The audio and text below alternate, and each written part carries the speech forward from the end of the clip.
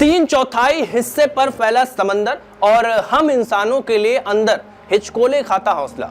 मानवीय इतिहास में ये दो ऐसी चीजें हैं जिनका सामना पहली बार हुआ तो दुनिया के सबसे बड़े रोमांचकारी सफर की शुरुआत हुई।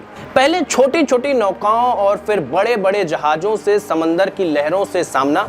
अगर नौकायान के इतिहास में जाएं तो इसका इतिहास करीब 5000 साल पुराना है।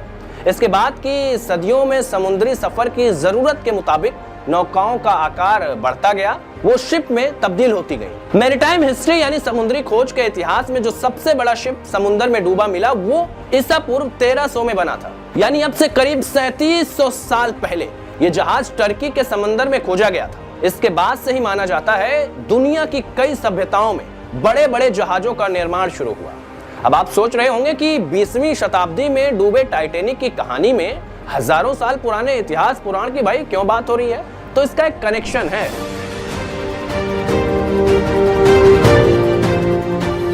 नमस्कार, इंस्टाफीड पर एक और अद्भुत वीडियो के साथ आप सभी का स्वागत है। टाइटैनिक से जुड़ा ये दूसरा वीडियो हमने आप ही की डिमांड पर बनाया है। पहले वीडियो में हमने आपको बताया था कि 112 साल पहले 14-15 अप्रैल की रात अटलांटिक महासागर के बर्फीले हिस्से में क्या हुआ था, टाइटैनिक कैसे डूबा और इस हादसे में 1500 से ज्यादा लोगों की जान किस वजह से गई थी। वो वीडियो आप हमारे चैनल के वीडियो सेक्शन में अभी भी देख सकते हैं। उस वीडियो पर जैसा कि हमने कहा था कि आपके जबरदस्त रेस्पॉन्स को देखते हुए ये दूसरा वीडियो लेकर आए हैं, जिसमें आप जानेंगे दुनिया में समुद्री हादसे तो और बड़े बड़े हुए, लेकिन एक सदी बाद भी सबसे ज्यादा टाइटैनिक को लेकर ही लोगों के बीच जिज्ञासा क्यों रहती है। अगर आपको बड़े समुद्री हादसों के बारे में बताएं तो टाइटैनिक से पहले साल 1865 में सुल्ताना नाम का बड़ा शिप समंदर में समा गया था। इस जहाज के बॉयलर में विस्फोट हुआ था जिसमें 1800 लोग मारे गए थे,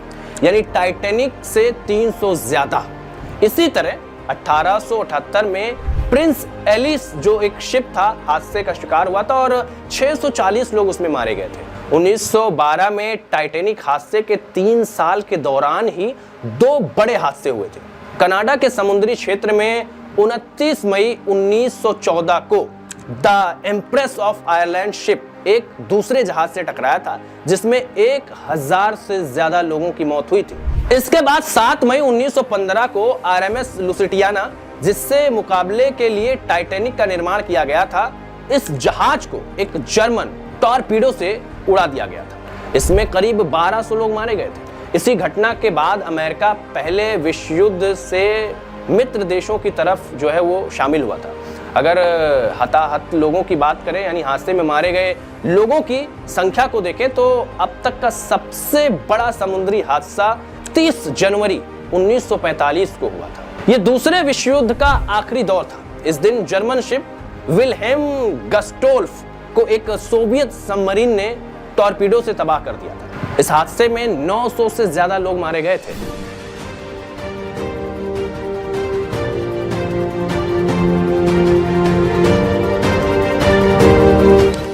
ये तो कुछ बड़े समुद्री हादसे हैं। ऐसे टाइटैनिक के पहले और बाद में ऐसे कई हादसे हुए जिसमें सैकड़ों लोगों की जान गई। तो फिर टाइटैनिक हादसे में ऐसा क्या हुआ जिसने पूरी शिपिंग इंडस्ट्री को अलग मोड़ दे दिया। इस हादसे ने ऐसी क्या सीख दी जिसका ख्याल आज भी शिप कंस्ट्रक्शन यानी समुद्री जहाजों के निर्माण में रखा जाता है। यह ख्याल सिर्फ तकनीकी लिहाज से नहीं बल्कि नैतिक स्तर पर भी होता है। जैसे कभी भी जहाज के सुरक्षा उपायों की अनदेखी नहीं की जानी चाहिए, कभी भी कुदरत की ताकत को हल्के में नहीं लिया जाना चाहिए, खास तौर पर समंदर में उतरते हुए। यहाँ अति आत्मविश्वास और लापरवाही जानलेवा साबित हो सकती है। रोमांच के आगे हर हाल में पहले जीवन की परवाह की जानी चाहिए। मोटे तौर पर देखें तो यही टाइटैनिक हादसे की बड़ी वजह मानी जाती है। टाइटैनिक को लेकर हमने पिछले वीडियो में बताया है कि 12 अप्रैल 1912 को जब यह जहाज इंग्लैंड के साउथहैम्पटन कोस्ट से न्यूयॉर्क के लिए रवाना हुआ तब इसके बारे में दावा किया गया कि यह दुनिया का अब तक का सबसे बड़ा और भारी जहाज है। इस समुद्र में डूब नहीं सकता, इसे बनाया ही कुछ ऐसा गया था। टाइटैनिक का निर्माण आयरलैंड के बेलफास्ट में 1909 में शुरू हुआ था। शिप को बनाने वाली कंपनी थी हारलैंड एंड ओल्फ। ये company British shipping company White Star Line के साथ 3 जहाज एक साथ बना रही थी। पहला शिप था ओलंपिक, दूसरा टाइटैनिक और तीसरा जो था वो ब्रिटेनिक था। इन तीनों जहाजों के साथ तैयारी थी तब के 2 मशहूर ओसेन लाइनर्स शिप लुसिटेनिया और माउरेटेनिया को चुनौती देने की। ये दोनों जहाज उस दौर में अपनी लग्जरी फैसिलिटीज और सबसे कम समय में अटलांटिक को पार करने की वजह से मशहूर थे। हालांकि टाइटैनिक की प्लानिंग में स्पीड का नया रिकॉर्ड बनाने जैसा कुछ नहीं था, बस ये था कि ऐसा जहाज तैयार हो जिसकी बराबरी किसी और पैमाने पर कोई जहाज कर ही ना सके। इसीलिए इसकी लंबाई पहले से तय लंबाई से 100 फीट ज्यादा बढ़ाई गई। फाइनली जहाज की लंबाई हुई 270 मीटर, ऊंचाई 59 मीटर।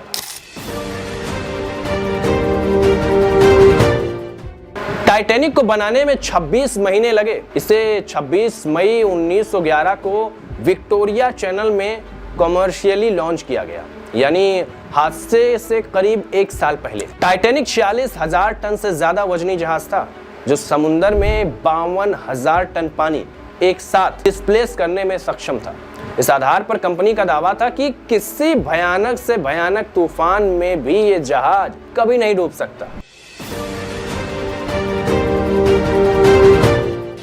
टाइटैनिक को इसीलिए 3 स्टीम इंजन से लैस किया गया था। ये तीनों इंजन मिलकर 36,000 हॉर्स पावर की ताकत जनरेट करते थे। इसे चलाने के लिए 176 फायरमैन तैयार थे। एक दिन में जहाज से 100 टन कोयले की राख निकलती थी। जब ये विशालकाय शिप अपने ट्रायल में फिट पाया गया तब इसकी कीमत बताई गई $75 लाख।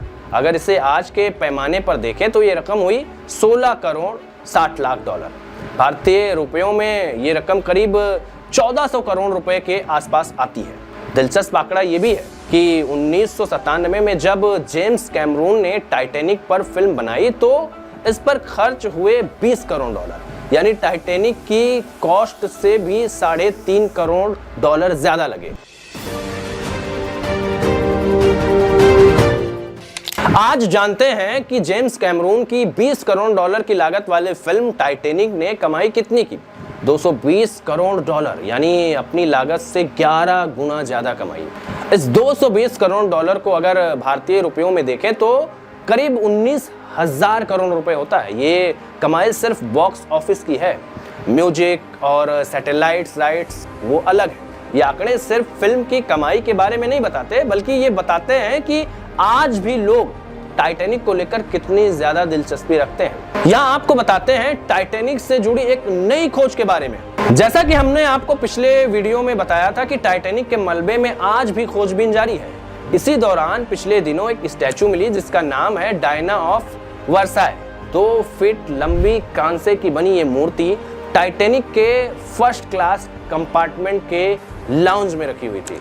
टाइटैनिक के मलबे के पास से खोज अभियान इसी अगस्त में चलाया गया था, जो कि 20 दिनों तक चला। इस दौरान बेशकीमती मूर्ति मिलने के साथ ये भी पता चला कि टाइटैनिक का जो अगला हिस्सा था, जिसे डेक कहा जाता है, इसकी अकॉनिक रेलिंग अब मलबे के पास नहीं थी। ये वही रेलिंग है जिसे आप टाइटैनिक फिल्म में हीरो हीरोइन के नायाब रोमांस के साथ देखते हैं। वो रेलिंग टूटकर कहीं दूर जा चुकी है या जंग खाकर खत्म हो गई है। इस तरह टाइटैनिक लगातार गल रहा है, सड़ रहा है। इसी आधार पर वैज्ञानिकों का दावा है कि इस सदी के बाद समुद्र में भी टाइटैनिक का मलबा पूरी तरीके से सड़ गल कर खत्म हो जाएगा। लेकिन क्रेज देखिए टाइटैनिक को लेकर। समंदर के भीतर अभियान से लेकर जमीन पर विशालकाय म्यूजियम तक इससे जुड़ी यादों को लगातार सहेजा जा रहा है। अमेरिका से लेकर ब्रिटेन, आयरलैंड तक 5 म्यूजियम ऐसे हैं जहां टाइटैनिक से जुड़ी तस्वीरों और इससे जुड़ी चीजों को संभाल कर रखा गया है। यहाँ पूरे साल सैलानियों और रिसर्चर्स का तांता लगा रहता है। यहाँ ऐसे आर्टिफैक्ट्स, फुटेज और डॉक्यूमेंट्स रखे हैं जो जहाज से लेकर हादसे और रेस्क्यू ऑपरेशन से जुड़ी हर जानकारी पूरी डिटेल में देते हैं। इन म्यूजियम्स का टिकट सैकड़ों डॉलर्स का होता है, फिर भी टाइटैनिक को देखने वाले लोगों का हुजूम कम नहीं होता।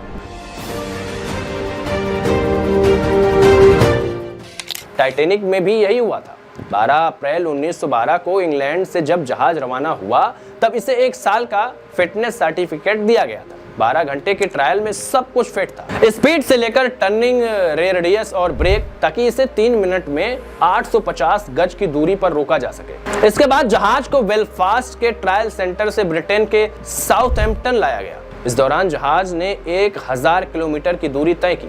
यहाँ तक कोई दिक्कत नहीं थी, लेकिन रवानगी के पहले ही दिन कुछ ऐसा हुआ जिस पर ध्यान नहीं गया। दरअसल टर्निंग रेडियस की जो अनदेखी की वजह से ही टाइटैनिक एक अमेरिकन ओशन लाइनर से टकराते टकराते बचा। दोनों जहाजों के बीच का फासला सिर्फ 4 फीट का रह गया था, जिसकी वजह से टाइटैनिक की यात्रा 1 घंटे तक रोकनी पड़ी थी। तो क्या यही स्पीड और टर्निंग रेडियस आइसबर्ग से टकराते हुए बड़ी वजह रही हादसे की?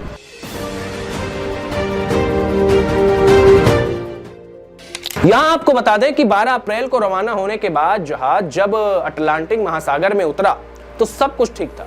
जहाज के बारे में जैसा माना गया था उसका परफॉर्मेंस वैसा ही था। करीब 35 से 40 किलोमीटर की फुल स्पीड और बेहद सुहाना सफर। इस दौरान खतरे की दूर दूर तक संभावना नहीं थी। हालांकि न्यू फाउलैंड से आगे बढ़ने पर आसपास जाने वाले कई जहाजों ने यह अलर्ट जारी किया कि समंदर में बर्फ की बड़ी चट्टानें तैर रही हैं, लेकिन टाइटैनिक के कैप्टन स्मिथ ने इन्हें इग्नोर किया।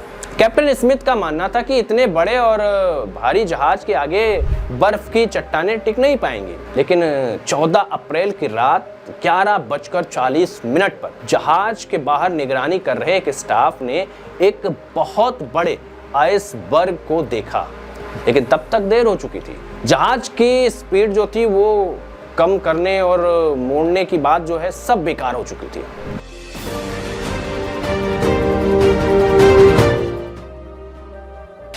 समंदर में बर्फ की चट्टानों की अनदेखी और स्पीड कम नहीं करने की लापरवाही जानलेवा साबित हुई। इसके बाद देखिए अति आत्मविश्वास का खेल। टाइटैनिक के साथ 48 लाइफ बोट्स रखने की जगह थी, लेकिन सफर के दौरान रखे गए सिर्फ 20। इन लाइफ बोट्स से करीब 1100 लोगों की जान बचाई जा सकी थी, जबकि इस पर सवार थे 2200 लोग। यानी खतरे की स्थिति में आधे लोगों के लिए कोई इंतजाम ही नहीं था। हादसे के बाद भी कैप्टन को लगता रहा कि जहाज सिर्फ हादसे का शिकार हुआ है, ये डूब नहीं सकता। उनको उम्मीद थी कि तब तक तो मदद पहुंच ही जाएगी, लेकिन ये भी एक आत्मविश्वास साबित हुआ। शुरू में जो लाइफ बोट्स रवाना किए गए उनमें पूरे लोग नहीं भरे गए, आधे अधूरे किसी तरह भेज दिए गए। 20 लाइफ बोट्स के जरिए 1200 तक पैसेंजर बचाए जा सकते थे, लेकिन बचाए गए सिर्फ 710। ये तो गनीमत थी कि यात्रा के दौरान टाइटैनिक पूरा भरा नहीं था। जहाज की पूरी कैपेसिटी थी करीब 3500 लोगों की, लेकिन बड़ी पब्लिसिटी के बावजूद भी ब्रिटेन में नेशनल कोल स्ट्राइक की वजह से ज्यादा लोग नहीं आ पाए। कुछ लोगों ने आखिरी वक्त में अपने टिकट कैंसिल करा दिए। इनमें एक खुद जहाज के मालिक JP मॉर्गन भी थे। अगर ये जहाज फुल कैपेसिटी में होता तो हादसा और भयंकर हो सकता था। खैर, हादसे के बाद पूरी दुनिया की शिपिंग इंडस्ट्री में खलबली मच गई। टाइटैनिक बनाने वाली कंपनी पर मुकदमे दर्ज हुए, हर जाने की मांग की गई। ये सब अलग कहानी है। हादसे के बाद बड़ा बदलाव समुद्री सफर के नियमों में किया गया। इसी साल यानी 1914 में सेफ्टी ऑफ लाइफ एट सी यानी SOLAS जैसा इंटरनेशनल कन्वेंशन सख्ती के साथ लागू किया गया। इसमें सबसे ज्यादा जोर यात्रा के साथ पर्याप्त लाइफ बोट्स और आपात स्थिति में जान बचाने का मौका सबको बराबर देने पर दिया गया। इसके अलावा टाइटैनिक की डिजाइन और कंट्रोल में खामियों को भी देखा गया और उसमें कई सारे सुझाव दिए गए।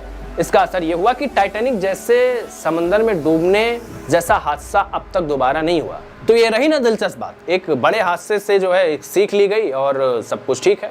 ऐसे ही दिलचस्प वीडियो देखने के लिए इंस्टा फीड को सब्सक्राइब करिए। अपना ख्याल रखिए। धन्यवाद।